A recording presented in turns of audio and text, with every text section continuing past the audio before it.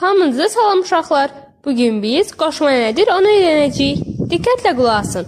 Çünki bu çox asandır. Qoşma köməkçi hissəsidir.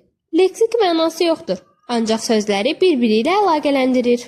Qoşmanın 3 növü var. Adlıq və yiyəlik hala qoşulan qoşmalar, yönlük hala qoşulan qoşmalar və çıxışlıq hala qoşulan qoşmalar. Bugün biz adlıq və yiyəlik hala qoşulan qoşmaları öyrənəcəyik. Adlıq və yiyəlik halına qoşulan qoşmalara kimi, ilə, barəsində və üçün qoşmalarını misal göstərmək olar. Kimi bənzətmə qoşmasıdır. Məsələn, onun kimi olacağam. Burada kimi bənzətmə qoşmasıdır və yiyəlik hala qoşulan sözə qoşulub. Kimi qoşması həmçinin adlıq hala qoşulur. Daş kimi bərkdir. Burada kimi bənzətmə qoşmasıdır və adlıq halda olan sözə qoşulub. İlə.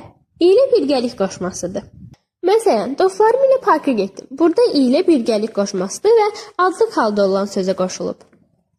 Barəsində qoşması aidlik qoşmasıdır. Məsələn, filmin barəsində heç nə bilmirəm. Burada barəsində aidlik qoşmasıdır və yiyəlik halda olan sözə qoşulub. Çünki tərkibində ın şəkilçisi işlənir.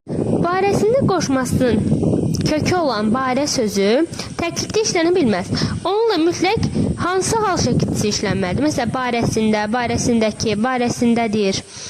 Və bunu da deyim ki, barəsində qoşmasından öncə gələn söz həmişə yiyəlik halda olmalıdır. Üçün qoşması. Üçün qoşması səbəb və məqsəd qoşmasıdır. Məsələn, bu hədiyyə sənin üçündür. Sənin sözü yiyəlik halda işlənib və ondan sonra üçün, yəni səbəb qoşması işlənib.